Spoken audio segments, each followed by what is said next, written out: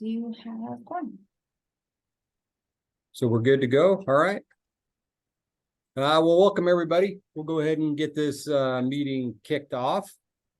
It's 4:01. We meet today on settled indigenous land, which is the traditional territory of the Chinookan peoples of the Wasco, Wishram, and Warm Springs and Grand Ronde tribes. Let us honor this land as traditional native stewards, past, present, and future, and strive today to embody a commitment to cultural equity and reconciliation, ecological conservation, and sustainability. I hereby call this meeting to order at 4:02 p.m. Tia, can you do roll call? Yes. Greg Pack, Chair. Here.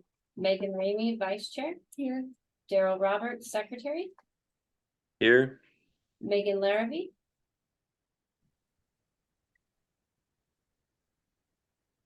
And I'm gonna need help with this one. Isela Ayala. Cheveria. You got it here. Yes. Thank you. Thank you. Elzar Reyes Here. and Tamara Taylor. Here. Okay. Thank you. Before we get going, staff would like to make a change to the agenda by switching agenda item 3, public hearing, with agenda item 4, public comment, to allow for discussion on the proposal that the public will be commenting on. We need to make a motion to do that. Yes, Okay. please. Can I get a motion to make that agenda switch? So moved. Thank you, Tamara. Second. Second. Thank you, Megan. Any discussion on that? Okay. All those in favor, please say aye. Aye. Aye.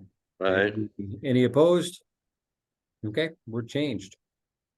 We're on agenda item 3, this public hearing to consider the removal of the $15 one-day pass as an eligible fare option.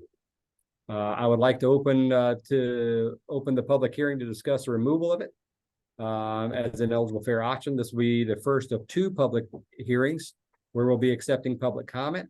Amy, can you read the proposal, please? Yes. Let the record show that Megan just showed up as well.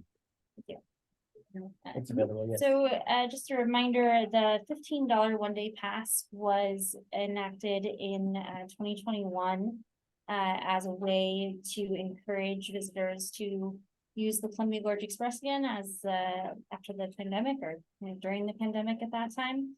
Ridership we have seen come back and increase by about 50% in fiscal year 23 when compared with the fiscal year 2022 ridership.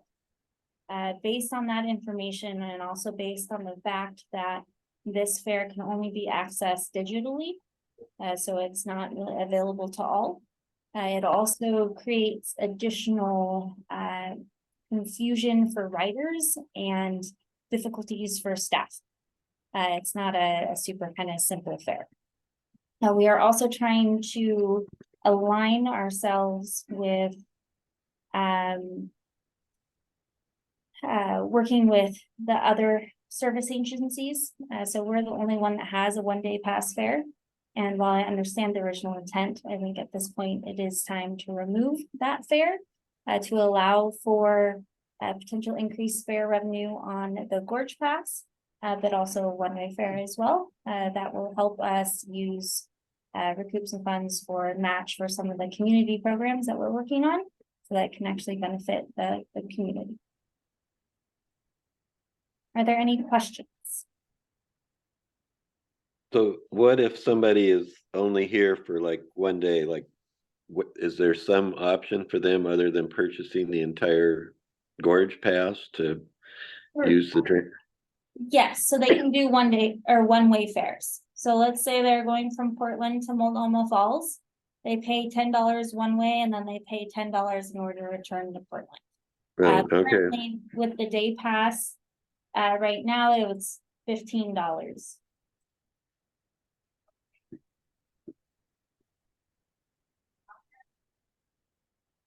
So it increased their expense by $5. The one-day pass was for the entire system? Mm-hmm. Okay. So what happens when? So right now, when you take the Columbia Gorge Express in, and I saw an agenda and I read everything that we're continuing the connection. Do they pay a Yeah. separate fare?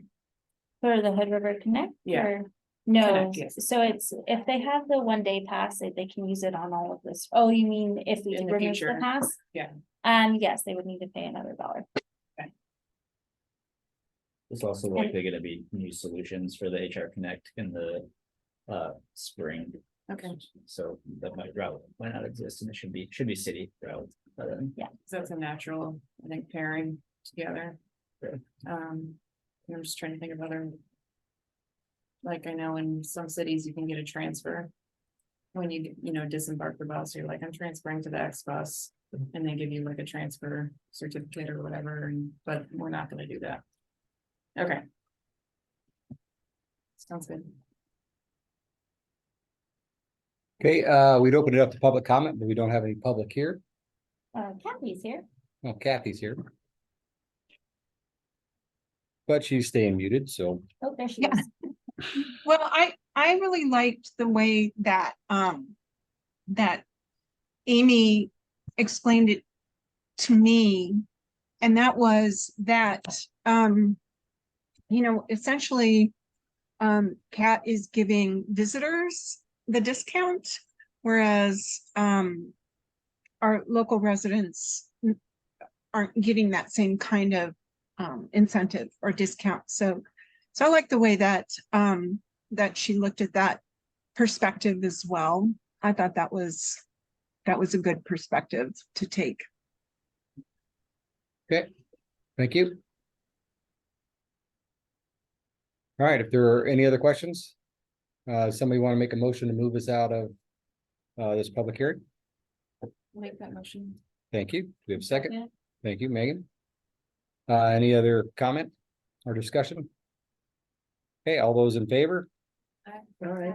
Any opposed? Aye. Okay, we are now out of that and into our regular board meeting. Tia, I think we need to do a roll call again to start there. Can you? Greg, I'm Chair, here.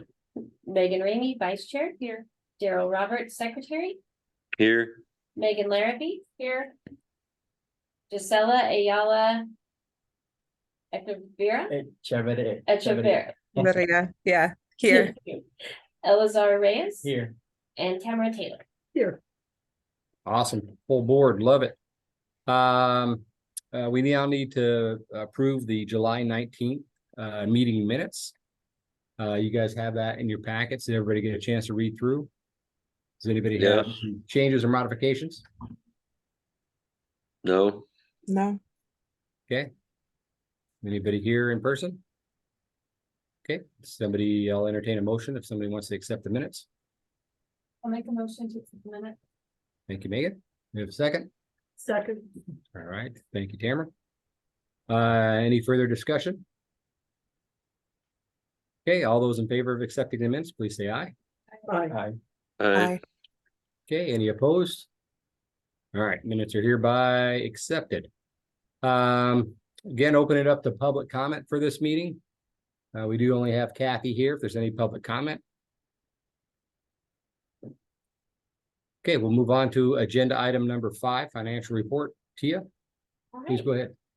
So I want to start by letting you guys know, beginning next month. Well, next month we'll have our full financial report, but every month I am going to start including like the statement of activity, just so you guys have a small report to show where we're at, what our accounts are, and the expenses that we are seeing through that month. I think it just provides more clarity for you guys and to have that visually. You'll still have the quarterly full financial reports, though, unless you guys would like anything additional added to those, please let me know, and I can add those to that. We are preparing for our audit. Amy and I, as well as the outside accountant, met with the auditors last week, and it is going to kick off on September 1st. Feeling pretty good about it. I would like to say a thank you to you all for encouraging us to get that outside accountant and specifically approving the Marina and Company. They have proved to be incredibly helpful and ensuring that we have our bases covered and making sure that Tia has the resources she needs to make sure that we're prepared for this audit. I think that this so far, not on wood, it looks like this is gonna be one of probably the more smoother processes that we've had since I've been here. So I think that's Nice. very good. She is wonderful. It's really nice to have her as a resource. We have closed our account with Key Bank. That's been finalized, so the operating account as well as the credit cards, those have been closed and we're just waiting for the final statement. And I'm working on the Q4 grant reimbursements. Those will all be submitted by should be Friday. So it'll be nice to have those all out of the way. And we have received the, we didn't receive them in July, I received them in August. We wanted to let you guys know that we have received the Q3 or Q2 and Q3 5311 reimbursements. So those So- did come through. We're up to date with that, with all of our reimbursements. Not quite. I think we're still waiting on the Gorge to Mountain one. Yes. Okay, But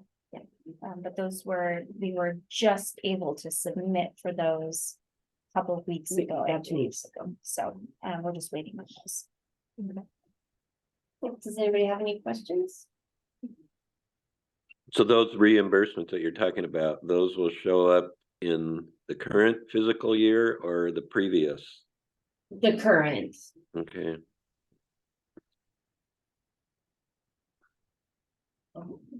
This year is definitely, I think, gonna be a little wonky until it all evens out. It's gonna show like we haven't received quite a bit of revenue. Not only just because of the ones that we are expecting, but because of some of the delays Yes. of Q2 and Q3. As well. have they ever said why? Mostly my understanding is staffing and staffing resources.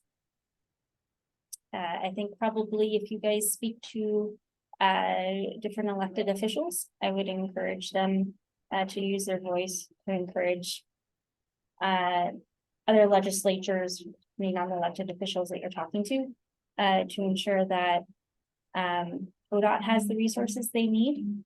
There's a lot of money coming through, which is wonderful. Unfortunately, what we're seeing and what I'm hearing, especially at the conference we were just at this week, that the different state agencies like ODOT and WashDOT don't have the staff to help move these funds get through quickly. So I think that's a huge barrier that we're seeing. Yeah, it took Like, me oh, 6 that's months what to is that? receive the check. Huh? You're saying ODOT is short staffed. ODOT, WashDOT, other stuff. And are they trying to hire for those positions, do we know, or they made changes so they just don't have enough staff? I believe they are trying to hire, but I know ODOT has a huge shortfall in funds, and they have been, depending on the department, they are cutting a lot of staffing. So I haven't gotten a super clear answer on that, so it's kind of a mix of both specifically for our funds. Does that make sense? No, No. No, okay, but what I'm hearing is ODOT is short staffed. And they've also had a lot of funding was cut for ODOT. So that's been Yes. implemented, the amount of funding we get. Funding that's already been secured, but not. no, so ODOT is seeing some falls in their budget, because of their different funding streams. So the public transportation department, where we get most of our money through, is safe. We've gotten that money, but them as a whole have had to reduce some of their staffing. And they've seen some staffing shortages in the departments that help move those monies through. Okay. So So we talked to legislatures, encourage them to encourage ODOT to get on with hiring. yes, there's probably a better way to say that, but basically, I think they need support from the legislatures to make sure that, yes, they're getting all these funds and that's awesome. But how do we make sure that they have the resources they need to get these funds to the local communities? Is there anything you want to add, Yeah, Stephen, for just these on a conversations micro too? level, compared to the funds that we received from CAT, but. Yeah, 5 or 6 different grants that I'm juggling right now. One came within 2 weeks. That was amazing. One came, it was 6 months.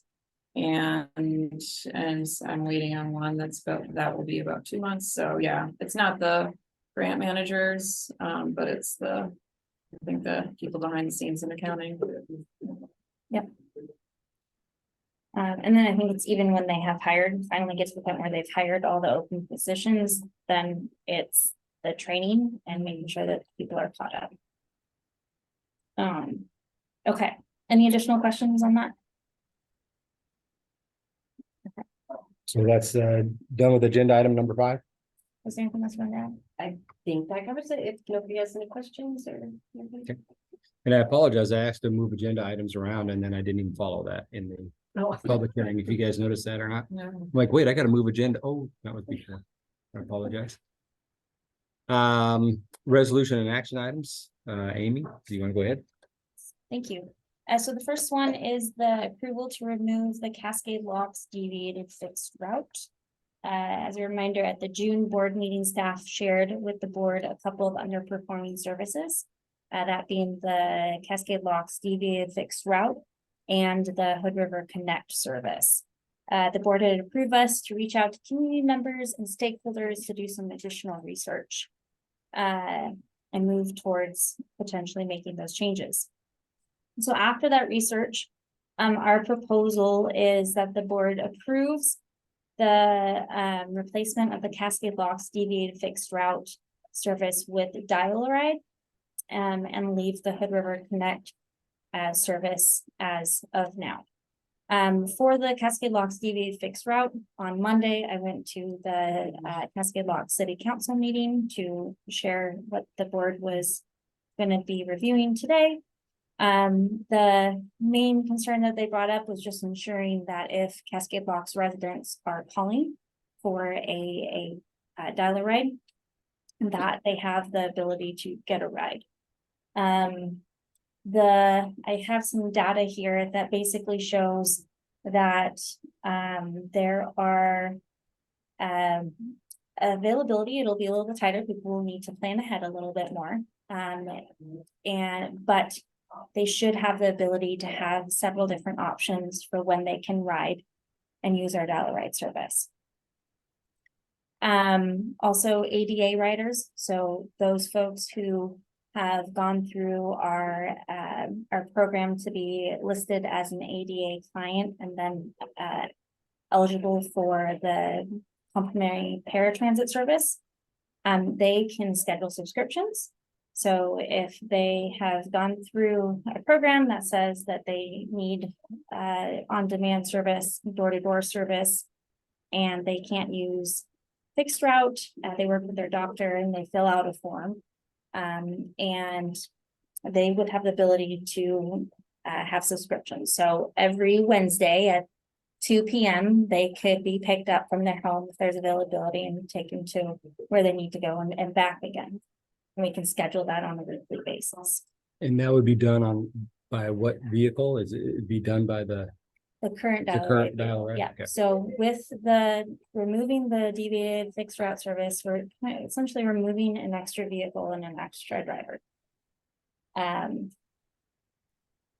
allowing us, because there are times when the dial-a-ride service that we have now, it does have availability. It's not. But the dial-a-ride would need to go from here all the way to Cascade Locks Correct. to be able to service that, and Yeah. then be out of the loop here to be able to service that.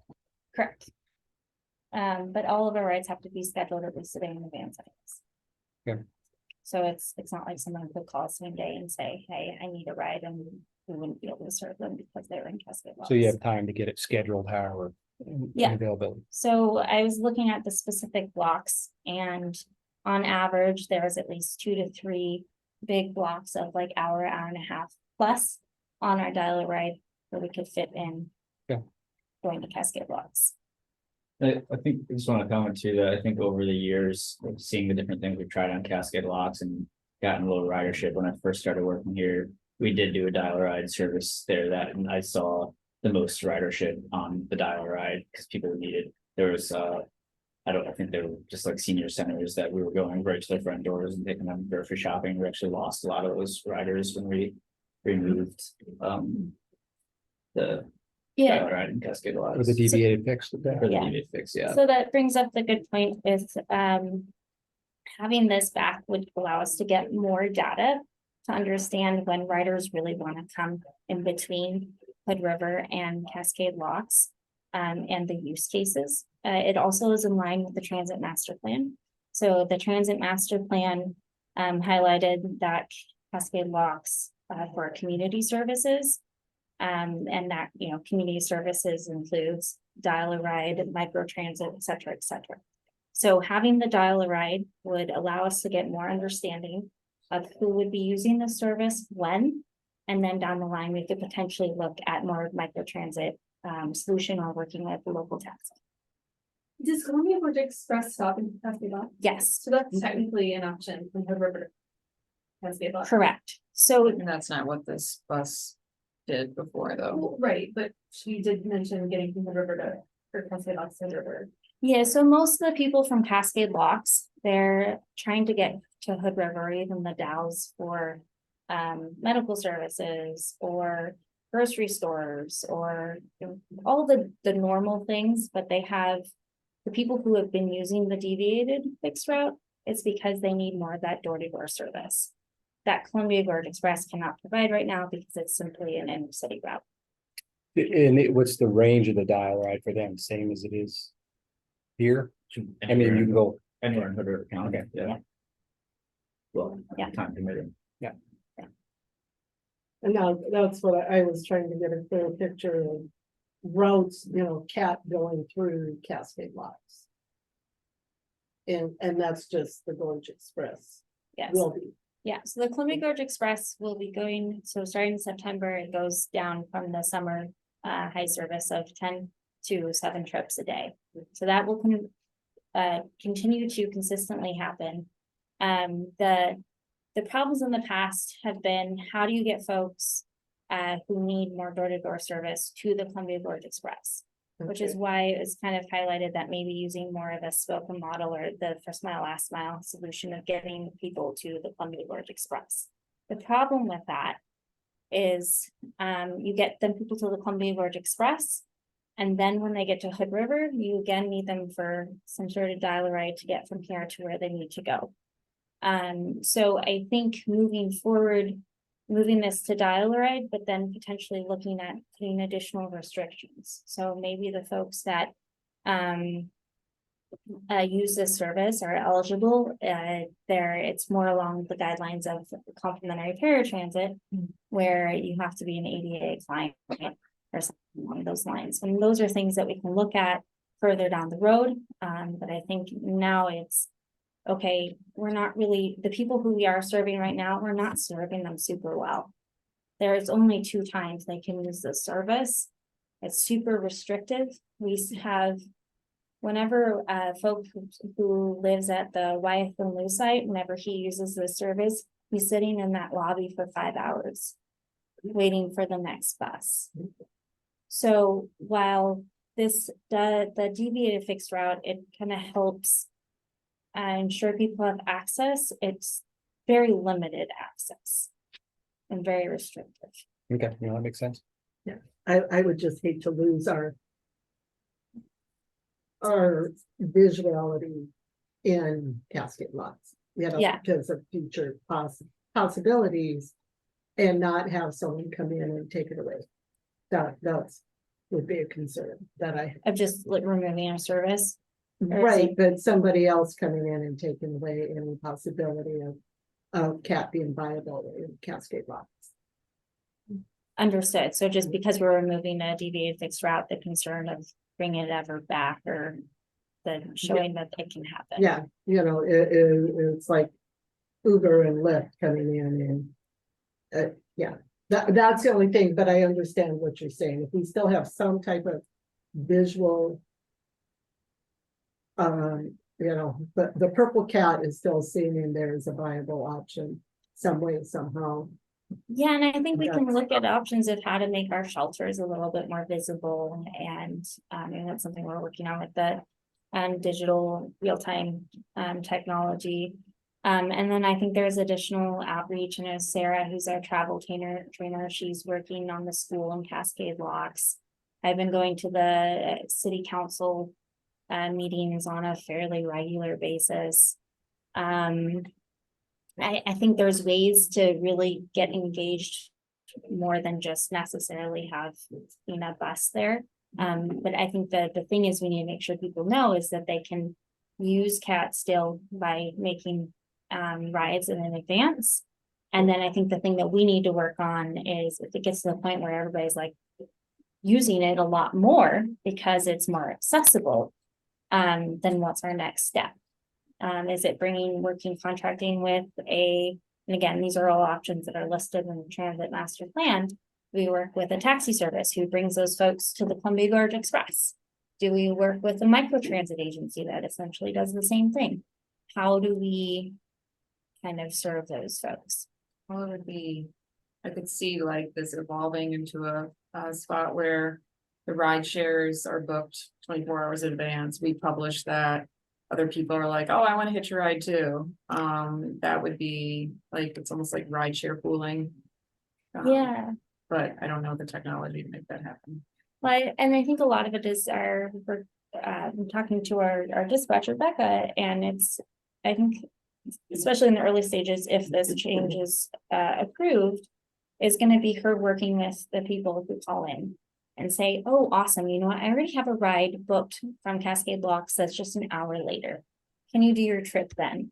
And then we group people together more organically, rather than the deviated fixed route, which is just a specific time that we go. But even like randos, like I tend to look at Craigslist ride share whenever I'm going up to Seattle and like, is anybody going up to Seattle the next week? And I like change my plans around that, like because somebody put it out there, I'm willing to take somebody for having some sort of public sort of interface like that where we know of the dial-a-ride happening. Somebody in Cascade Locks was like, oh, I didn't need to go to Hood River, but now I want to. So. Yeah, and I think also the other options that we're working on providing, so like the van pool program that we're working on, there's a potential that that's going to be serving Cascade Locks residents. And so there's, I think with these other options that the board is working on creating for the community, I think there might be other ways to serve the needs. Thank you. Okay. So you need a motion to approve moving the deviated fixed route and moving to dial-a-ride. Doesn't say moving to dial-a-ride, but expanding the dial-a-ride. Yeah, transferring the service from Cascade Locks deviated to the dial-a-ride. Make that motion. Thank you, Megan. Second. Thank you, Megan. Any further discussion on 6A? Okay, all those in favor, please say aye. Aye. Aye. The chair votes aye. Any opposed? Okay, perfect. 6B. All right, approval of updated child policy. I had this on your agenda several months ago. But we've been working with Kathy as well as the other Gorge TransLink providers to sync up our policies. And so in your packet, I included the proposed verbiage. So the current CAT child policy is kids 10 and younger ride for free with a paying passenger. Kids 11 and older may ride without an adult but must pay a fare. And so the proposed language is riders 10 and under ride for free. The public transit system welcomes all riders. However, bus drivers have the right to refuse service to any rider 10 and under who is without supervision. Call your local provider to find out if pre-authorization for young riders is needed. I included a couple of the language of other providers. It ranges very wildly differently from agencies, especially depending on size. So I included TriMet, which doesn't really talk about someone really riding by themselves, they just say kids under 7 ride free with a paying passenger, and they keep it very simple. And then the city of Sandy, it's kind of a mix between the two, and their children under 6 years of age ride the bus for free. And then they go on, children under 5 years of age must have an adult over 16 years old with them for their entire trip. Children 5 through 7 years of age may ride the bus alone if there is an adult at the place of departure and arrival. And one adult may supervise a group up to 3 children. And they also have the ability to make arrangements. So I think the proposed language has kind of a good medium. If the board would like us to create a policy and procedure for well, I guess a procedure for a pre-authorization process, I think we can figure that out. For me, I get nervous when we're talking about transporting kids who are, under 10 and going into Portland. And then you're putting kind of the emphasis of the driver, making sure that the parent shows up in order for that passenger to get off. So I think I would encourage to maybe shy away from that. But I also think hear what you guys thought. Or Jeff or Tia, is there anything to add to that? I mean, do you guys have an outline of what that pre-authorization process would look like? Like what exceptions would you allow? I would probably go along line with what Sandy has done, where they have to have a written note and that parent has to be at the bus. But then what happens if that kid sneaks off and no one sees that kid get off the bus? Or the parent doesn't show. Yeah. Does the driver have to wait until? Yeah, and we're not babysitters. I would have concerns about that in the Portland, particularly, although there is, for an adult, some people, it's scary. For a child, I could not imagine that, but in town, having a ride without a parent, I would be much more comfortable with that. So that's something that we could look at if you wanted us to, is where it's like for the Columbia Gorge Express, we just don't do that. But if it's a local in town, potentially, the things we would have to work through are just the logistical pieces of making sure that there's a paper that couldn't be easily created or But I think, you guys need to create the policy and work with other agencies, but yeah, the Columbia Gorge Express is kind of a scary thing, but it seems like the boarding thing is more critical. Like if the parent or adult is with them at boarding, they've already approved it and have it figured out. And that's where the crux is, right? You don't want a kid getting on a bus on their own, just deciding to go somewhere. But if that parent or guardian has approved that and the driver has that, it seems like, I don't know that we need to monitor both sides of that. I also feel like it's really infrequent that I think this would be happening. And I think, like, to your point, if there was this occasion where a young kid got on the bus, I think our drivers should be aware of that. And I think we can do things like wellness checks. And I think that would be a situation where we could call, be like, hey, where are you getting off? Ask the kid questions and have the police meet us at the bus stop to check in with this kid. And yeah, because we're trying to help out families here, right? I mean, there's Yeah. local families who are saying, hey, I'm at work and I can't get my kid from A to Z. The bus does that for me. I want to be able to get on with pre-authorization with the thing. I think we should be, Well, and I think the other thing to note here, so the reason why, and Kathy, feel free to pipe up, but another reason why we kind of did include the pre-authorization piece, because currently we do not do that. But we did include it because, again, we're trying to have the same policy with more rural agencies that deal with smaller populations. And they do commonly have kids that are much younger than 10 and they're trying to get home from school, or they're, or there's a lot of different circumstances. So that's why that is in there. Kathy, is there anything you want to add to that? No, I was just checking the latest language. I was just trying to check that policy table really quick. I'm going to continue to try to find that, because remember when Sharon joined the conversation, I thought we had modified the driver part of that, but maybe I'm wrong. Maybe I'm wrong. Let me just check really quick. Okay, yeah, this was from your most recent email that you sent to me with Okay, the policy information. okay, that must be right then. I just remember she was worried about giving too much responsibility, putting too much responsibility on the drivers. Yeah, I mean, to me, this is anyone who's riding 10 and under without supervision doesn't get on the bus. So just to clarify. Like a 10 and under can go the paying passenger, but 11 and older can pay. Like I have a 10 and 12-year-old. Would my 12-year-old pay and then the 10-year-old get to go?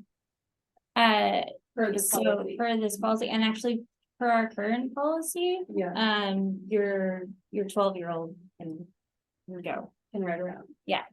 But not with the 10-year-old, Correct. because even when it's paying, okay. Yeah. But then if the 12-year-old's paying. How do we define the paying passenger? Like, how old does that paying passenger need to be with the 10 and under? So that's where we don't necessarily quantify that. At a certain point, like there's this really fine line of having something descriptive Right. enough to give an understanding of our drivers of what the policy is, but then there's a point where it gets too descriptive. Yeah. And that needs to be the responsibility of the parents. Yeah, I think the Sandy one goes a little too far, saying that, you have to have one chaperone for every 3 kids, and I'm like, pretty much, repeat that Sandy I'm one pretty here? much broken What it that is? like 4 times in the past 2 months with the kids that I take around on CAT, so, as long as there's one, and yeah, You're with older kids though, aren't they? yeah, it's like 5th to 8th graders, so. But they all are either free or have gorge passes. It's pretty awesome.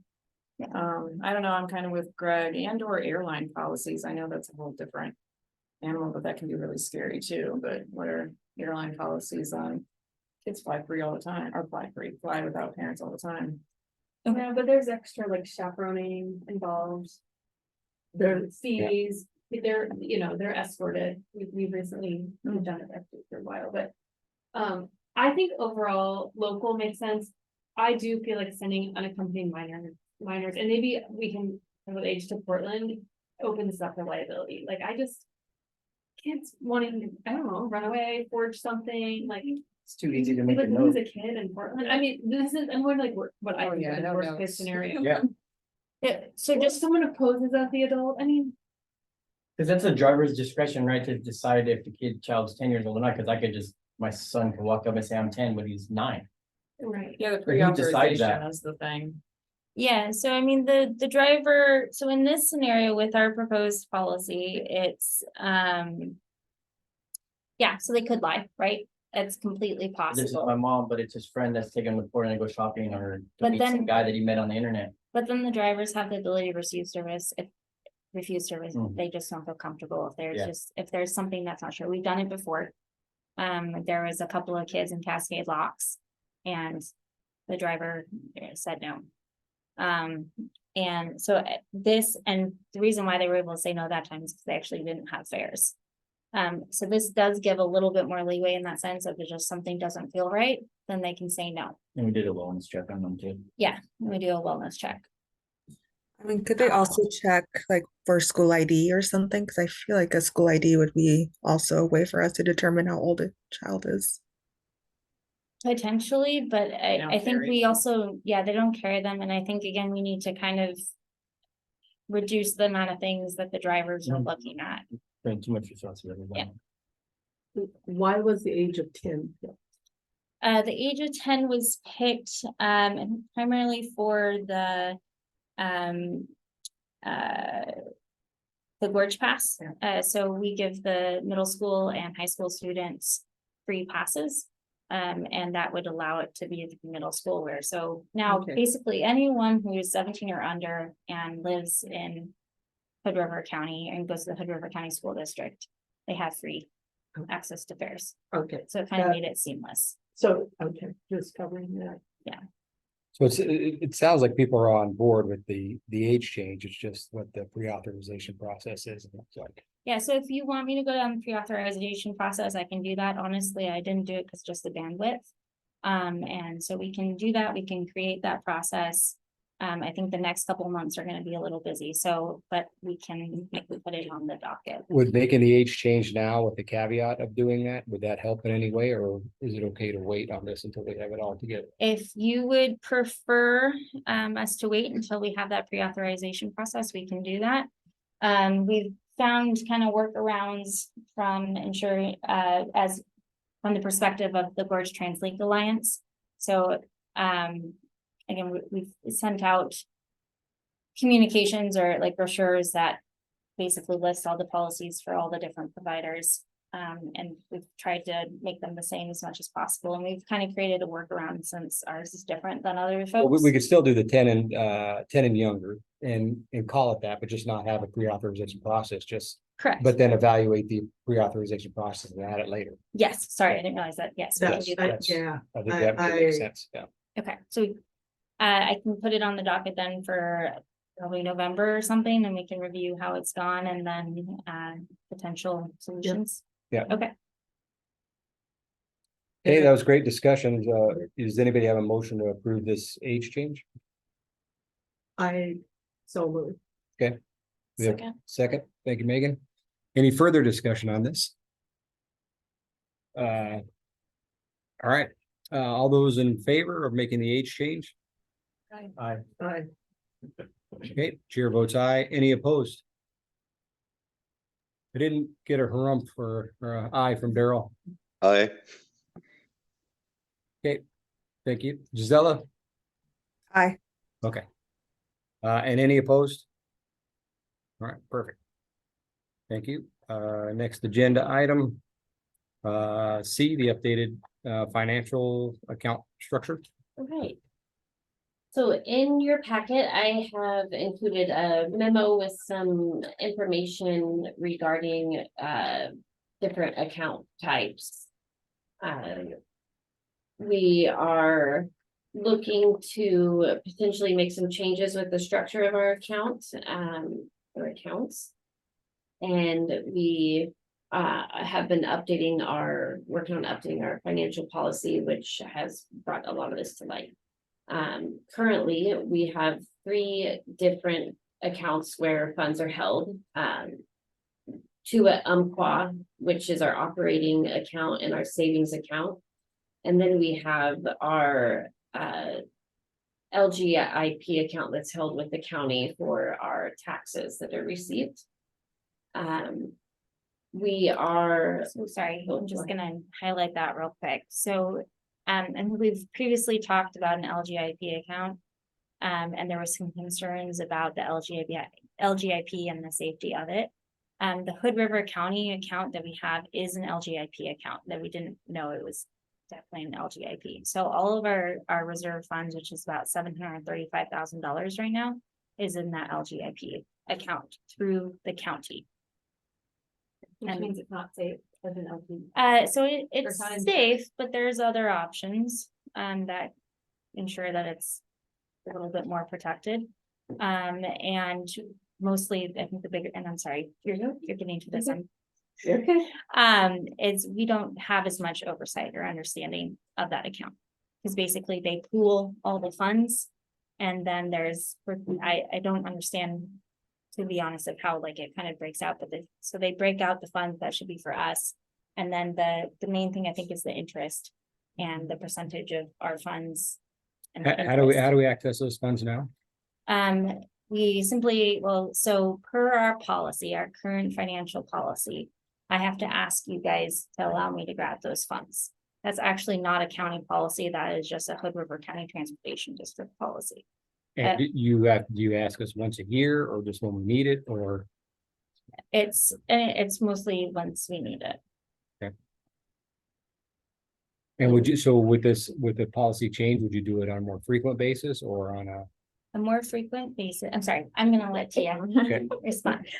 So we are in reviewing the financial policy and looking at making these changes. The things that we're looking at is, with the structure of the account, is maximizing interest that we could receive.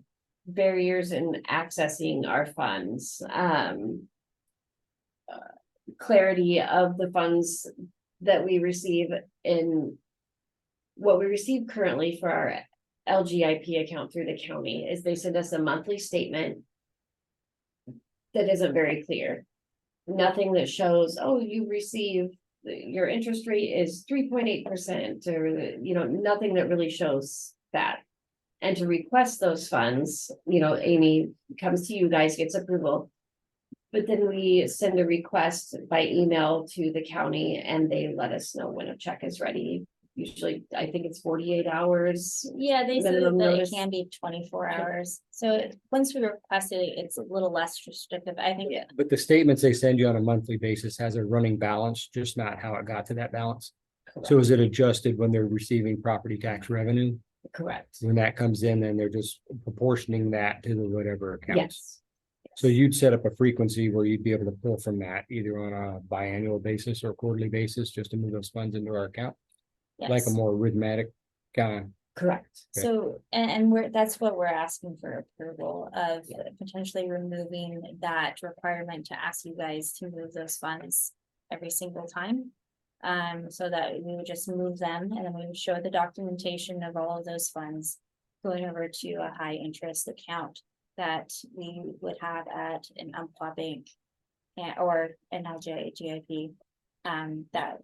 It sounds reasonable to me, but it seemed like we probably want some kind of cadence to how that happens, so we could review them in our financials Oh, on a regular absolutely. basis and not leave it just to your guys's when you feel like. Either we'll do it on a quarterly basis or something to line up with the financials so we can see what's been moved or transferred or whatever else. Absolutely. But yeah, that's kind of silly for you guys to come to us to ask every time approval to move it, in my mind.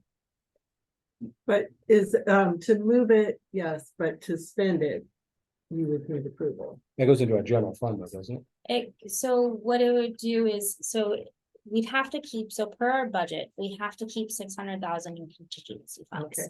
We cannot spend those funds unless we have your approval. We have to go through an entire supplemental budget process in order to use those funds. There are some funds in our budget that we've allowed so that we could use them if we need to, but you guys would know about it. And that's also why I want to make sure that on the monthly updates that Tia is giving, we're documenting some of those things. Like let's say we had a huge repair and it's going over our monthly repairs budget by X, Y, and Z. I want to make sure you guys are aware of that because that would probably have to come from those funds. Also, so then with this, I'm sorry, let's actually discuss more of the structure. I'm gonna keep asking you more questions and interrupt you some more. Go ahead. So I included the structure options, which are 3 of those in the packet. The first one is, sorry, I'm gonna back up with that too. So we would be changing the structure currently from just having an operating, a savings, and then, an account for our additional revenue. We would be breaking that out to have our operating and then have a separate account for our SNF funds. And then we also want to have an account for our vehicle sales revenue. That way it's clear, we know how much we've received and we know how much we have then to apply towards match from those vehicle sales. Or used vehicles. Or yes. And then the other would be the reserve funds. So we would be adding those accounts to just provide additional clarity. One of the options is to have all of the accounts with Umpqua, who Amy and I again have been doing a lot of research between all the account options and just trying to dig in deep so we have a real good understanding of what we feel is best and most beneficial.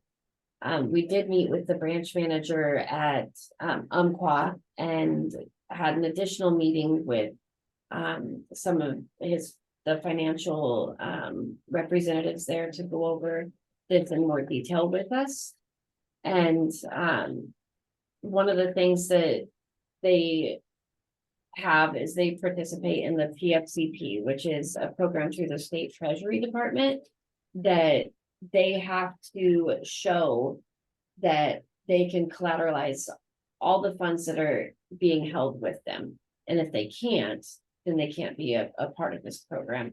And they do qualify for that. And so that just gives us a little more comfort in knowing that our funds are backed. Their interest rate is pretty significant. It's 4.55% on the funds that would be. Do in they there. have a limit that the FDIC insures? So they do. So Okay. it has they're backed by the FDIC, which is the 250,000 for like the money market accounts. So they're backed by that, but they're also backed in addition with this PFCP. Okay. Go ahead, I'm sorry. Are STIF funds the only ones that have to be in a separate account? Correct. The other, okay. And the other, So- sorry, Daryl, go ahead. Well, I went through this in great detail and read all the stuff from the state fund that you included. And I'm concerned about having all our money in Umpqua after all the problems we had with Umpqua not too long ago. And it seemed to me that the only way we were able at that time to keep some money rolling over some checks that Umpqua wasn't honoring was to take money out of other accounts we had in other places. Is that not correct? No, so it wasn't that we took money out of other places. So we've taken some funds out of our county account. In order, so that was that February? Yeah, I think that's what you told me at that time. Mm-hmm. And For the grants, but we didn't start having the issues with, it was the positive pay specifically that was not working correctly. We were unable to pay vendors because they were switching ownership and Yes. the processes and everything else. Correct. But that could happen again, to Daryl's point. Yes, absolutely. It totally could. Yep. And I think this is but unfortunately, it could also happen with any bank. Yeah. If they get acquired by a bigger bank, there could be that process. From what I have seen, based on the new contract that we have at Umpqua, as well as we're now in touch with the public funds department director, somewhere along those lines, manager. They do have a robust structure. It just was not a very good transition whatsoever. okay, but what happens if they go through another transition, which does seem to happen frequently with banks, and we get all tied up again like we did? So I'm gonna Yeah. step in and say, the one thing I've learned is if this were to happen again, I know that positive pay is fantastic. However, it does come with a big challenge with transitioning, because our funds, the checks I wrote, if we didn't have positive pay, they would have just cleared. Great. The issue in the transition was the positive pay wasn't communicating properly, so it was showing that they weren't entered, and so the bank was saying, okay, you guys didn't okay this, we're not gonna give your money out if it's not okayed. So I know to watch ahead for that and really dig in deep if it happens with any bank we go to, just to make sure that when that transition happens, that I am following every step of the way to make sure they're clear. The other thing to know is positive pay is not a bank specific program. It's a separate entity program that banks can integrate with. So in theory, knowing that any bank that we go to, we could have those potential same issues. Yeah, but that's why you have funds in two separate institutions. So if one's getting everything messed up, you have another place to go to get some money. Yep, and that is true. And so if the board would feel more comfortable with us looking at another bank, we can do that. I would say in the past 2 months, the approach that they have taken make me feel much more secure. And yeah. Anything to add? I don't know if this helps you at all, Daryl, but when I was looking at different options and I was speaking to our outside accountant, I told them we were making, the transition to Key Bank. They had asked if it was possible for us to reconsider, because Umpqua is one that they deal with pretty significantly, and that they've never seen these issues, and to their knowledge, it would be great to give them a second shot. So that made me feel a little better after hearing that from them. I think. Well, okay, Are you asking for a modified version of option 2 by using just a third bank? Well, I'm Daryl? just trying to remind us of what happened just not a very long time ago. And I got an email in the first thing in the morning from somebody at the state saying, from our insurance place saying, hey, how come this check bounced, and what's going on here? And I don't want to see that happen again. And maybe Umpqua's got it together, but that doesn't mean they will, in the future when something happens. So I just think we need to have some other place to keep. I keep money in 3 different places, and it's not a hard process to switch it from one to the other. I can do it on my phone in a very short period of time. So I just would caution against putting all your money in one hole, I guess. I agree. And- Yeah, I use my piggy bank, my mattress, Yeah. ashtray in my car. Where do you live? Okay, So Daryl, would you be open to option 2 with a third bank handling one of those funds that we could? Well, it doesn't have to, there would be a second bank, I guess, because option 2 seems to put all the money in Umpqua is. That's what I'm saying, but the other one that deals with a CD or leaving it with the state treasury, correct? correct. So you're looking. The other ones do, yeah. Private agent entities, Mhm. but now having 2 private entities instead of 1. And the thing to know about the LGIP, that it is not collateralized, Yes. Does that mean? meaning that if No- something Nothing happens, backing it, Oh, no collateral. it's not insured. Yeah, that seems like a no-brainer. Yeah. So it seems Yeah. like it makes sense to move it into something that is collateralized and we have great access to. Mhm. It seems like it could be a good compromise and get you guys the flexibility and allow Right. CAT to earn interest off the funds that we have and put Yeah. ourselves in a better financial situation. Yeah, I think the recommendation, and if that's the direction that the board wants to go to, it's to go with 2, have the stiff funds and the vehicle sales revenues in the money markets in Umpqua. And then that third kind of long-term, short-term money market would be at a different bank. That's also collateralized. There is a short list of those that are collateralized for public funds. Well, or you just don't put more than what the FDIC insurance covers. It's 250 and we'd have a lot more than that. Yeah.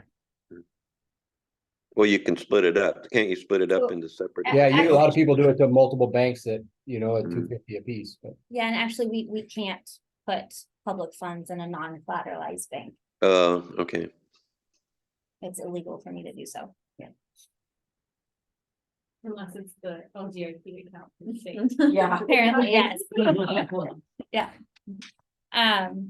Okay. So, Greg, do you want to sum up the? Well, I need somebody to make a motion to that effect, that they would go with option 2, but using a second bank to hold the funds as Amy described. That is collateralized, yet to be determined. What that bank is, so we can approve the action to make it happen, giving them freedom to go find a secondary bank that has it. Yeah, and it doesn't have to be a lot of money. You could put just 250,000 in an account in another bank that Yeah, mine But is I, everything in one location. I just. Okay. And Yeah. we've had a history, not even with UMCO, just a history of problems, having a second account or a second option. Yeah, that makes total seems sense. smart. Does somebody want to make that motion or is, I will move for that, what you said. we have a second on that? I'll make a motion for option 2 with the addition of a second Correct. bank. Okay, perfect. And it sounds I'll like. second. Yeah, Yeah, all right, further discussion on this. Okay, all those in favor, please say aye. I, Aye. Aye. Okay, chair votes aye. Any opposed? Okay, If we could also, so I think that handled the first part of the action required on the memo. There's a second piece of if district funds in the Hood River County LGIP pool account need to have board approval anytime staff transfers funds over to the district controlled accounts. I would just feel better if we have a specific. yeah, motion we for do that. need a specific motion for that. So yeah, on to 6D, we did discuss it along with 6C. But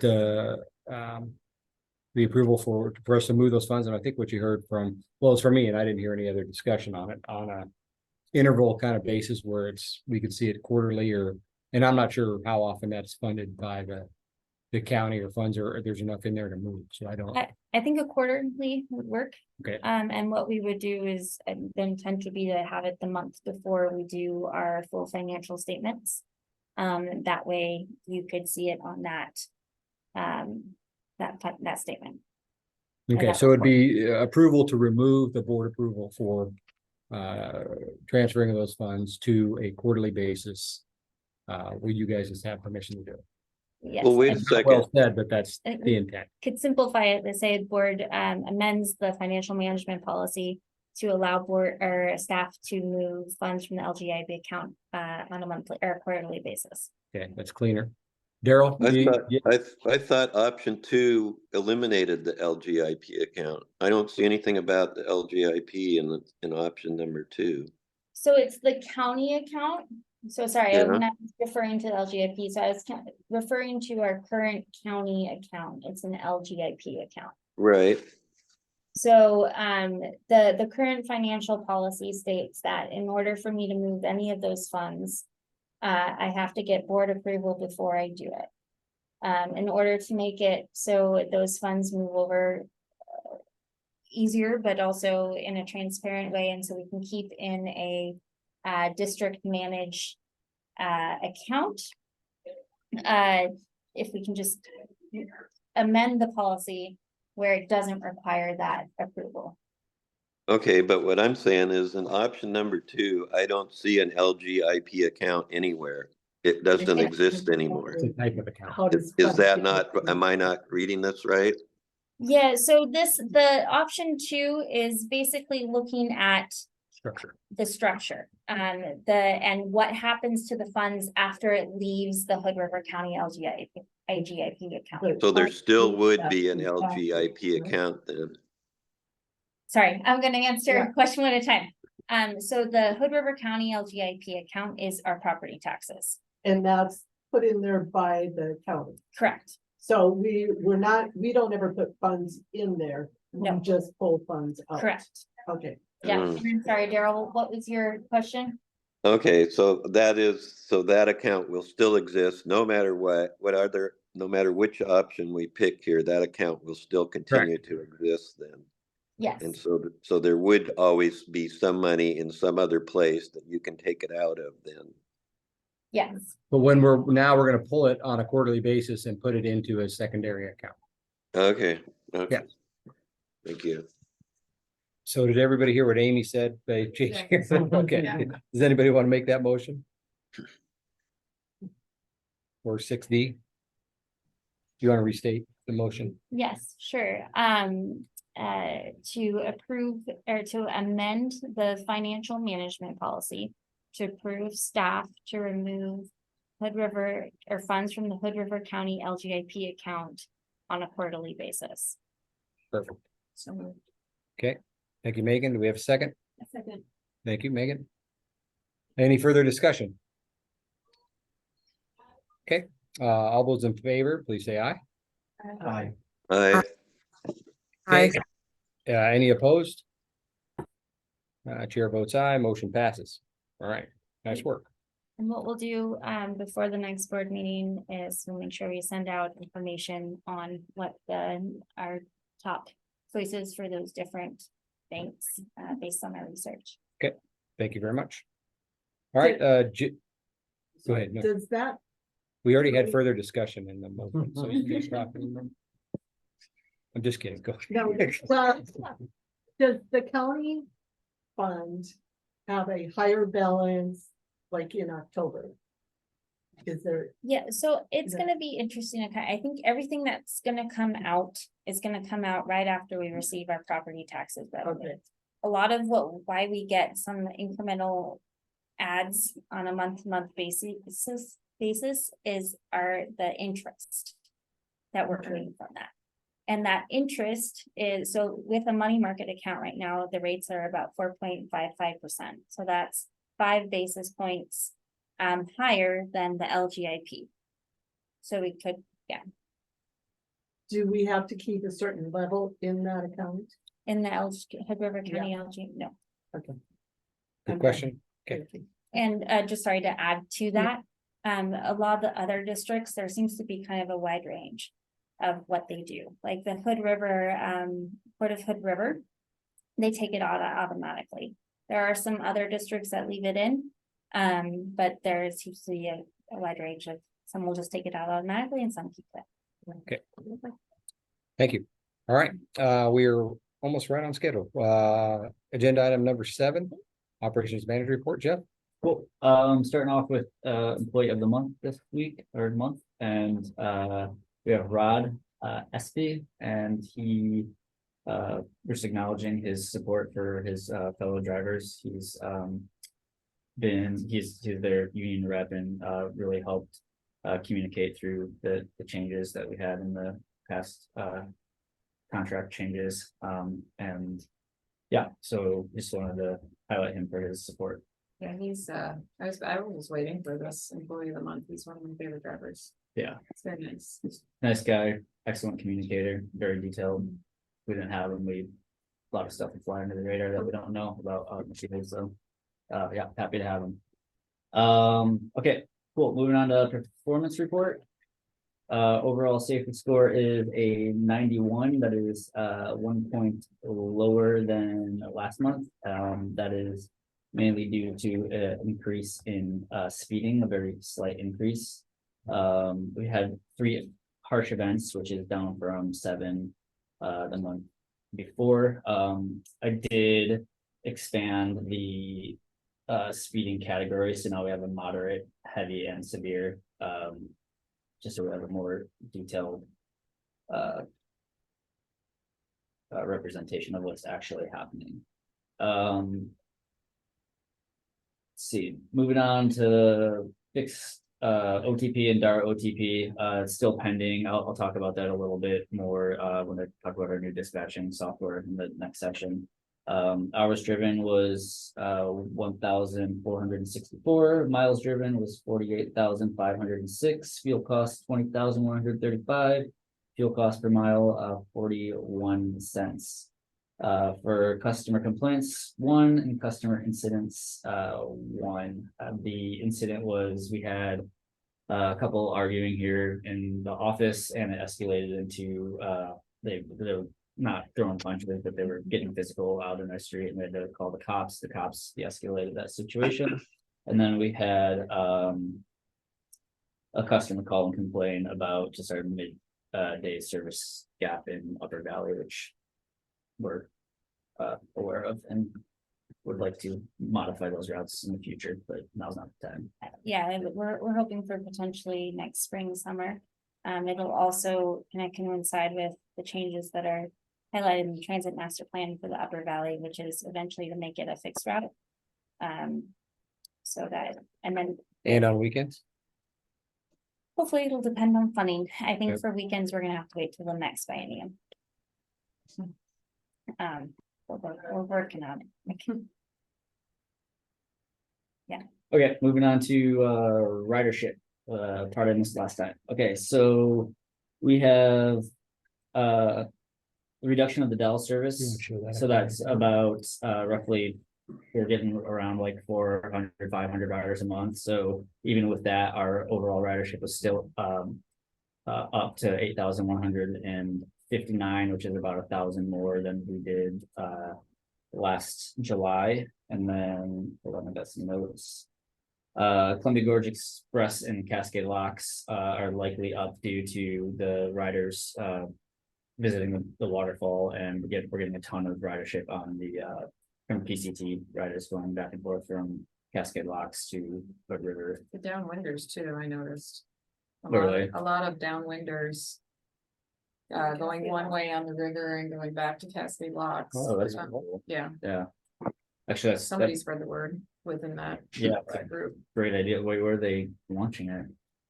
I think they were launching at Cascade Locks, coming to Hood River and then getting on the bus.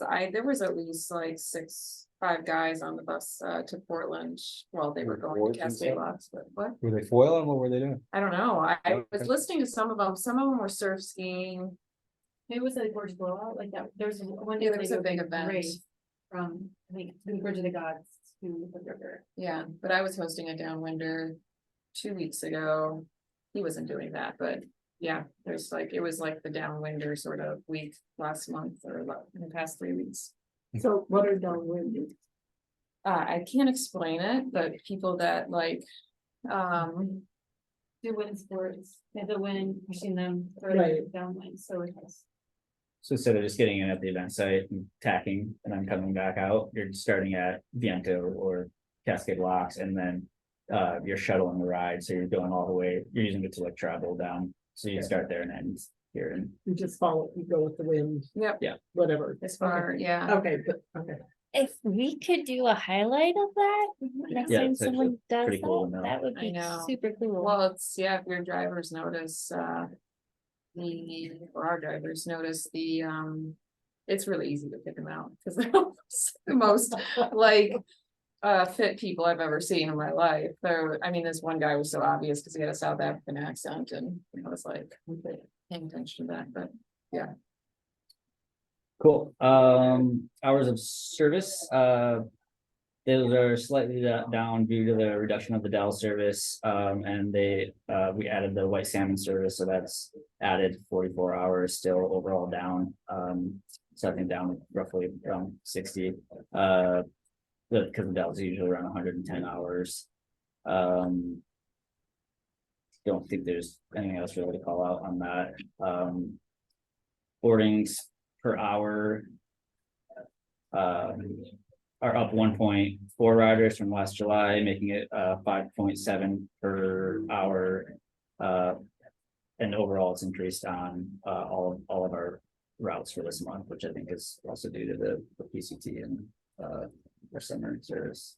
Well, I was just gonna give a quick little anecdotal story. So I was on the Columbia Gorge Express. I was coming back from actually a conference in Seattle, and I took the Amtrak down to Portland, and then I took the Columbia Gorge Express back.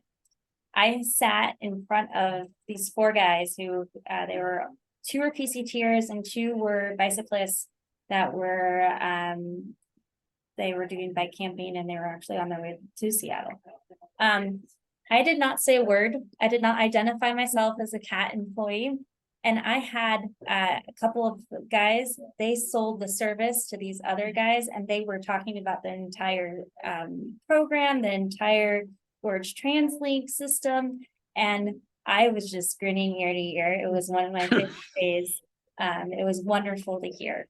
So anyways, I just wanted to get that story. It was also a full bus, so that was great. Yes, I've been continually just surprised by our numbers, but also as somebody who's riding it, how full it is. And it's so wonderful. And they're very knowledgeable about the Gorge Pass and all the different benefits about this. It's not just people going to the airport. No, No. Okay, cool. Vehicle update, the electrical vehicle 124, I think we talked about that a little bit last time. We just had another maintenance guy come out and actually delegated work to our mechanic. And he did the repair, and it is back in service. These issues have been escalated within Electric Lightning. I'm not we're not certain right now what, if there's other action that's gonna be taken with them, Amy talked to them at the conference this last 2 days as well, and, you know, just let them know that we were pretty dissatisfied with how much it's been out of service.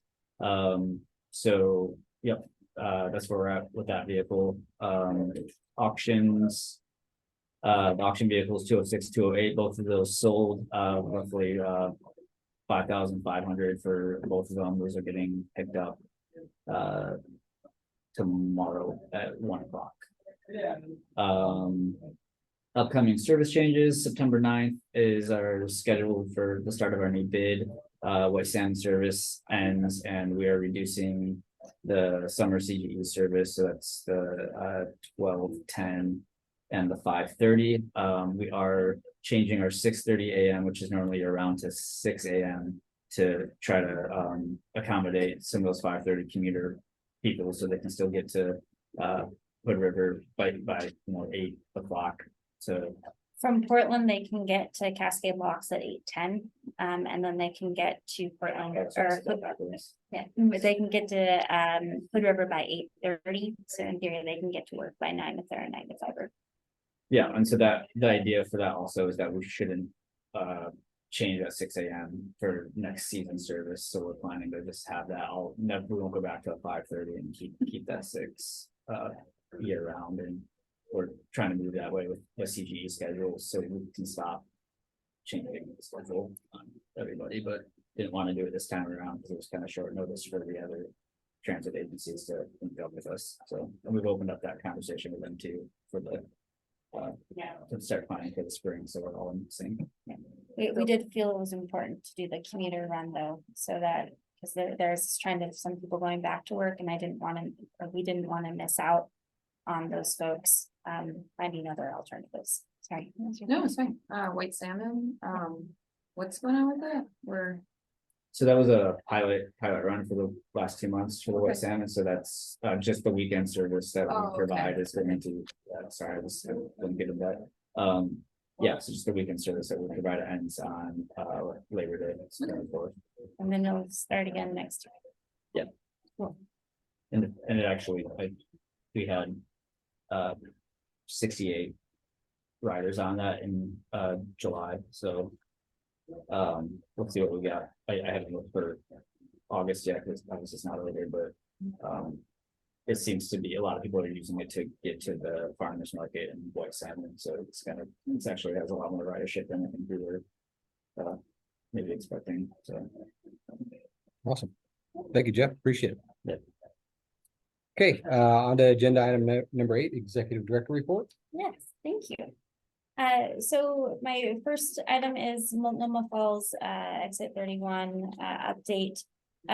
September 4th is the last day, so Labor Day is gonna be the last day of the permit and us contracting with the permit checkers. So that will go away. So far this year has, there's been a lot of challenges. It's mainly the thing that we've been talking about consistently is just figuring out the long-term solution. So we continue to work with ODOT and partners to do that. But we have not yet had the discussion of what's going to happen next year. And then also, it will be taking the letter that we read last board meeting and actually going to be submitting it to the Oregon Transportation Commission. So not just ODOT, but actually the folks above that and potentially legislators as well. So that they are aware of what is happening. Yeah. Because ODOT is included in that staff description. Okay. Okay, so the second one is the Hood River Connect update. Again, this is informational only, and we've mostly already discussed it. But the intent to keep it is to ensure there's opportunities that we can do to change the marketing and how we educate people about it. And that's why I thought it was important to kind of keep it. And there will be changes in the future, and I just didn't want to create too many changes. One easy little thing that the bus driver never asks who needs a ride until we're like literally pulling in. If Okay. he did that they did that at the beginning, then people probably wouldn't pre-organize rides. And so you would actually reduce cars coming down here to pick up their people when they could. I don't know. The other thought is to add it, I just have to figure out how to do it, but on our website, just add that you can go to those different stops, that says transfer required. Yeah. Yeah. So it's on the same form we would express Yeah, I think page. people just pre-organize somebody to pick them up and. Yeah, I understand that. The next one is the compliance audit. Again, this is informational only. We've been notified by ODOT that on September 25th and 26th, they will be performing a compliance audit, in person. Yeah, I know. I am working on getting dates because part of it, they do need an interview with you. So I'm working on nailing down some dates so I can give you a Okay. couple options. Or times specifically. And so we're working on ensuring that we're prepared for that. So those are the fun items on our list. The next is flag stop. I wanted to update you all. Since I said that we were going to be talking about it at this meeting. I removed it from the agenda because we are still working with the city of Hood River in order to formalize the informal stops. Because I don't want, while I think it's important to remove the flag stop policy, I also don't want to do it where we're making it so people don't have options. Because there are people who use them. So I don't want to remove that option until we have those formalized stops. Any questions on that? Nope. Right. That is my executive director report today. Awesome. You want to talk about Uber Oh, and yes. number 9? Yes, I would love to. Where are we at? 5:23. Okay. So in your board packet, I included a memo of my thoughts. So the Hood River City Council, for those who are in the loop, are looking at. They're not necessarily, I mean, they're looking at ensuring that they're not, that Uber and Lyft can come to the city of Hood River if they would like to. And as partners, they have asked us to kind of weigh in, and work with them to kind of provide feedback.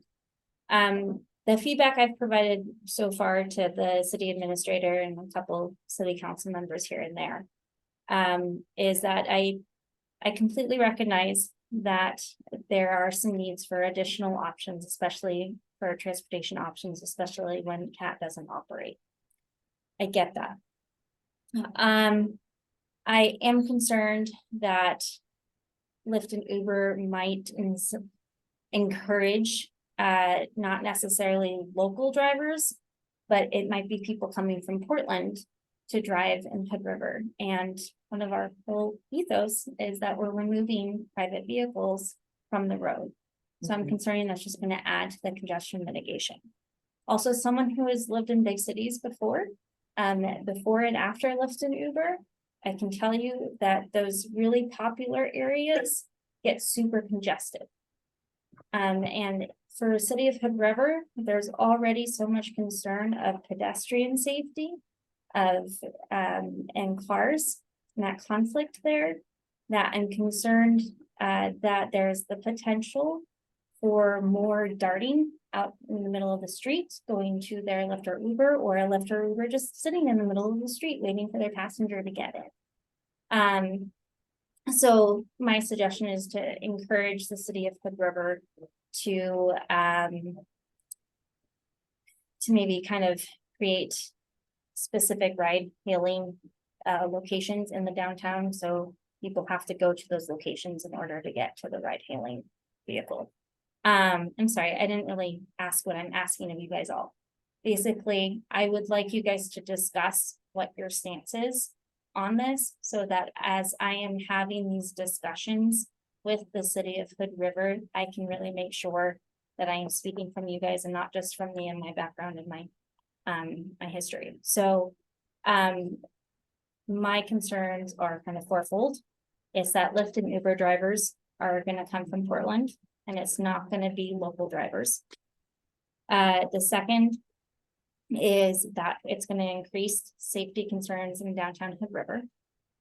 And the third is, that there could be other options to address the issue. And one of them is we recently were awarded it is the drunk driving grant. The impaired- ODOT drunk driving reduction. Oh, it is. Grant. called that. Mhm. Okay, not Yeah. impaired. You know what, it might be impaired, and in my head, I keep calling it the drunk driving, so I think it's impaired accidentally- because it includes other substances. Yes, you were absolutely correct, Yeah, I'm sorry. That's my grant manager. She's Um, awesome. Yeah, Yeah. apparently I didn't, Oh, it's okay. I apologize. I always can't think of that word either. I've localized it as the drunk driving grant. Yeah. Which is not completely accurate. So I think there's other options that we could leverage local businesses. And I think my encouragement is that the city really get involved with the local businesses to understand how they may need help to meet the demand. The fourth fold is understanding what is the perceived demand versus the actual demand. And right now, to my understanding, there's no really way to understand that. I know we have several people that come in to the office asking for Lyft and Uber. And so I know that happens. However, when I talk to the taxi companies, there's not necessarily an expression that they don't have the capacity to meet the demand. But then I hear from community members all the time, they're like, oh, I tried calling the taxi company and I couldn't get a hold of them. And I called them and I had to wait 2 hours or something along those lines. I don't know if those were recent rides or anything like that, but those are my 4 things that I would like to present as discussion items and thoughts to think of. Go ahead. So I have one question for you, well, a couple questions. One, is there data showing that Uber Lyft drivers often will come from the big city out? Like how, like I can see that could be a fear, concern, whatever, how realistic that is, and I honestly just don't know. When I think personally of like when I would like to use an Uber, yes, I totally run into like never being able to taxi company when I need it or when I would want to use it. Usually after hours, late in the evening, and kind of like one time. So I don't look at it as like replacing public transportation in the sense of some of these fixed routes. And I also think that it could be a benefit of a lot of tourists. I mean, in the summer, this town like blows up and they don't, if they can take on the bridge, I don't have to bring a car. And then if they do need to get around, a couple one-offs, and we live in a pretty small, at least downtown the river. I feel like it would be, I don't know, I kind of think it would be a valuable service, but rather than us, and I don't, if Cat trying to pick up, like, close the gap there, again, I think of it as these sort of one-off random rides people sort of need on an instant, because we've gotten used to that culturally and after hours. Yeah, and sorry, I wasn't meaning to think that we would necessarily replace it, or to suggest that we were replace this. Well, I just didn't know maybe with this grant that we got, what our plans are to implement for reducing impaired driving. But that's where I think of Uber and Lyft and taxi services essentially really coming in to be valuable for communities. Yeah, and so I there's definitely the potential for it, or I'm not discounting the need for additional services. I think it's there. I think the kind of discussion is what that actually looks like, and I don't think that's necessarily our position. Right, with congestion, I hear congestion and bringing outside riders are the biggest concern, and with congestion, like the darting. People, I think those are valid concerns. But I also think that people are gonna drive. They don't have that service, they're gonna drive anyways, whether they're, even if you're impaired or not, if I need to like run an errand, I'm like, oh. I'm trying to think when I choose it, I just don't, we don't have that option, but.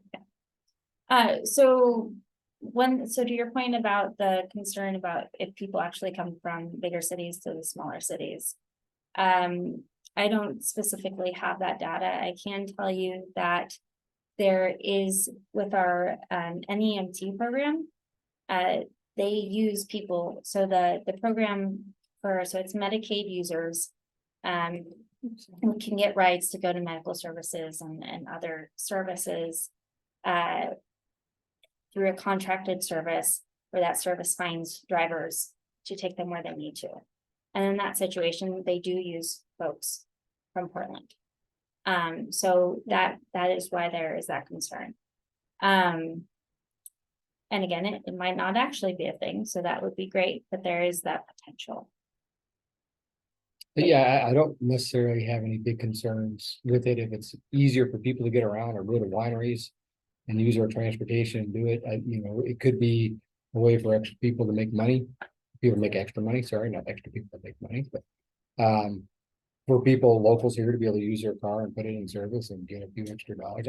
I don't see it as a threat to what we do in any way, or potentially it's some minor fare loss, but Uber driver stuff out of hours, it doesn't concern me as much. I mean, I see it more as a service to our community, and if there's a market, it'll sustain itself. If there's not, it won't work, and it'll go away pretty darn quick. So I have a couple. First of all, I would love it to be able to take Lyft or Uber to and from the airport on those times where my flight gets in late or early or whatever. That's great. Same for like holiday parties. It's wonderful to be able to get out into the like hinterlands for somebody's holiday party. I think Matthew Barman would say that he can't service everybody around that time. However, as somebody who also lived in Boston before and after Lyft and Uber, it was a night and day difference. Parking in bike lanes, obstructing crosswalks, and just making it generally more dangerous for people on foot and on bike, because it's just the Wild West. And so it's like curb space management is everything, with making sure that it's done correctly. And I completely agree with the satellite curbside loading spots. But we all know from, I'm sorry, not we all, people, transportation advocates know from reading multiple articles about this, that they don't pay attention to those curbside spots, and they just go wherever somebody's telling them to go when they're running out in the middle of the street. And then they are supposed to reduce congestion, but they actually make cities more congested, and there's numerous studies on that. So those are the things that I would convey to the city. They've already said that parking downtown is like a priority, and this is going to be competition for it. And sorry, one of my biggest things when I first saw this is like, we still don't have bus stops downtown. Yeah, give us bus stops first, and then you can worry about Lyft and Uber. And I think that's the other concern, is that if this, not only will it, if these are the hoops they're being gone through for Uber and Lyft to ensure that they can come, then it's like rolling out the red carpet. Yeah, and I will say that the city is, they keep asking us, okay, what's the status of this, et cetera, et cetera, and et cetera. So I think it's there. I think right now everybody's very low capacity of being able to move things forward. We were also waiting for the transit master plan to be done, to kind of waiting on the fourth and state. What are the city's next steps for the bus stops? for Uber Lyft? Uber Lyft. So they're creating a work group, which they have invited me to come on. And that's again, I wanted to have this discussion so I could speak from the board perspective. And then looking at the different options, and then I think it's just waiting to see if Uber and Lyft want to come. Okay. No, I've always heard that we don't meet density requirements for them. That is what I've heard as well. Yeah. It's like the former transportation secretary, Mike, his last name is now one of the main guys that Lyft, and he spoke at a conference. But anyway, they also come with benefits too, because they run the Bike Town Bike Share. So that would be awesome if we got like an electric bike share out of it, which the city should ask for. I'd also wonder how worth, as an Uber driver, how worth it would even be to drive to Portland based on, or from Portland to here. Like, They will but, drive from Portland to but to here, hang out here and. but they Uber- won't come here proactively if you call them to go there. Yeah, Right, but I'm saying if we allow it in our town, I Yeah. don't feel like people are gonna come here to try to work, right. right? It's just not, I don't think it'd be. I'm not sure, I'd have to do another, look at the different research studies, but you have a lot of draws here that you don't necessarily have in some other communities. You have wineries. If someone wants to come, when I've chatted with Blue and Lyft drivers before, there's been multiple ones where they're like, hey, I kind of use this as an excuse to go travel and I make money while I do it. So, they could decide, hey, I want to come out to Hood River for the day. Go, take people around to wineries, and then that could be a use case. Again, that is potential, and I'm not sure how much data really exists on that, proving or disproving that. All I can say is that I know for the MEMT that they do bring folks from Portland to make those rides. You should look at other, like talk to RTAP or something and see if there's other small towns that have already done it. Yeah, That's a good that's what idea. I would be very like, best practice examples. I wonder if Port Townsend has it. That would be a good comparison. So, and I think also though, and I realize that I haven't brought this up for discussion, but I think we also need to kind of stay within our scope too. And making sure there's different transportation options. But I think ultimately this is, the decision that the city needs to make, but I think they need to, I think probably our role here is to encourage some best practices of if they do come and how we can ensure we can kind of still be part of it and ensure that our services are not impacted because of it. It was built into the parking study. As one of the strategies, so. Okay. They can go back to that too, because that was a very well-paid consultant that did that. So I think you kind of have some of your input there, right? I do, thank you, Okay. I think, yes. Okay. I do, Thank Thank you you. very much. All right, upcoming events. just the second, sorry, Public hearing. hearing. yes, that. And I have a, Second. sorry, go ahead. No, it's fine. I have a quick, it's like, really want to talk about announcements, but, I just want to say, so, was it last month? When was this now? Monday? Last Monday? It's like a week ago, right? That we did the Mitchell Tunnel? Oh, yes. Yes, so, for. Last Monday, that was sorry, this is gonna be a mouthful and I apologize. It was the ODOT Region 1 Area Commission of Transportation. And Region 1 is Multnomah, Washington, Clackamas, and us. So we're like. Hood River's like the redheaded stepchild of Region 1 because we're very small. So it was the mayors, so Mayor of Beaverton, the Dows, we all toured the Mitchell Tunnel opening, took the bus out from the Best Western to the Mitchell Tunnel. The OTC chair, Jeff Baker, was there, and he's a big guy. And then, so everybody got to see Kat going to in the Mitchell Tunnel was pretty rad. And then we get back to Best Western and have our ACT meeting, and the OTC chair got to hear a lot about how awesome Kat is. Oh, sweet. So, yeah, It's great. I have Love to see a that tunnel. image, but, yeah, I'll show. so here's all the decision makers on our bus. Nice. And we can pass that around if you want to see that. It was really great, actually. It made my day. Awesome. And then. Yeah. It's quite an experience. Any other general comments or? Okay, awesome. I apologize, we went over 10 minutes. That's right. It's good discussion things. That will happen from time to time. I'm not. Good discussion. I'd entertain a motion for adjournment. I make a motion to adjourn. Okay, thank you, Megan. Second? Second. Thank you. Any further discussion? I think they fell asleep up there. Okay, all those in favor, please say aye. I. Any opposed? All right, chair votes aye. We are hereby adjourned. Thank you, everybody. Here. Great meeting.